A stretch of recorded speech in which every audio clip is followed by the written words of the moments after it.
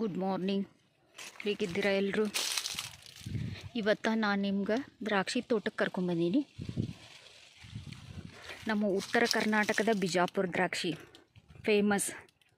World famous ದ್ರಾಕ್ಷಿ ತೋಟದಲ್ಲಿ ಯಾವ ರೀತಿ ದ್ರಾಕ್ಷಿ ಗೊಂಚಲುಗಳಿದಾವೆ ನೋಡ್ರಿ.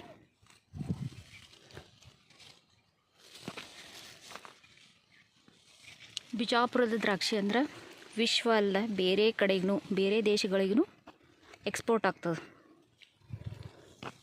ಕಾರಣ ವಿಶೇಷ ರುಚಿಯನ್ನು ಹೊಂದೈತಿ ನಮ್ಮ ಬಿಜಾಪುರ ದ್ರಾಕ್ಷಿ. ನೋಡ್ರಿ ಯಾವ ರೀತಿ ಗೊಂಚಲುಗಳದಾವ. ಈಗ ಕಟಿಂಗ್ ನಡೆಯತೈತಿ ಇಲ್ಲಿ ದ್ರಾಕ್ಷಿ ತೋಟದಲ್ಲಿ.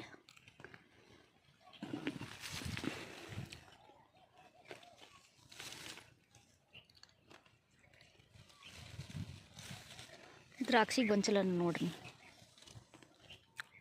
ತುಂಬ ರುಚಿಯಾದ ದ್ರಾಕ್ಷಿಗಳದಾವ. ಯಾಕಂದ್ರೆ ಬಿಸಿಲಿಗೆ ಎಷ್ಟು ಬಿಸಿಲು ಇರ್ತದೆ ಅಷ್ಟು ದ್ರಾಕ್ಷಿಯಲ್ಲಿ ರುಚಿ ಬರ್ತದೆ.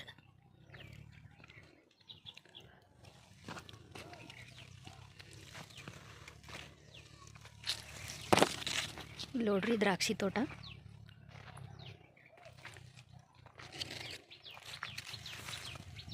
ಎಷ್ಟು ಬಿಸಿಲಿದೆ ಅಷ್ಟು ದ್ರಾಕ್ಷಿ ರುಚಿಯಾಗಿ ಬರ್ತದೆ.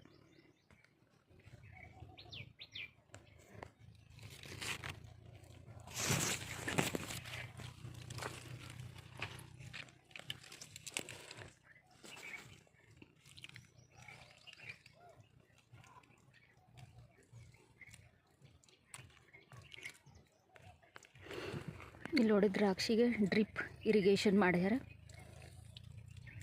ಭಾಳ ನೀರಿನ ಒಂದು ಖರ್ಚು ಕೂಡ ಇದಕ್ಕಾಗಲ್ಲ.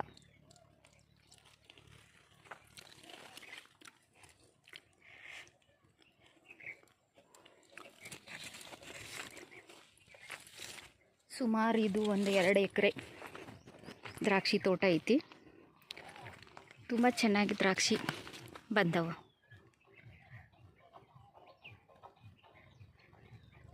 ಈ ಕಟಾವು ನಡೀತಾ ಇರೋದ್ರಿಂದ ಈ ದ್ರಾಕ್ಷಿ ತೋಟವನ್ನು ನಿಮಗೊಮ್ಮೆ ತೋರಿಸ್ತಾ ಇದ್ದೀನಿ ನಾನು. ನೋಡಿ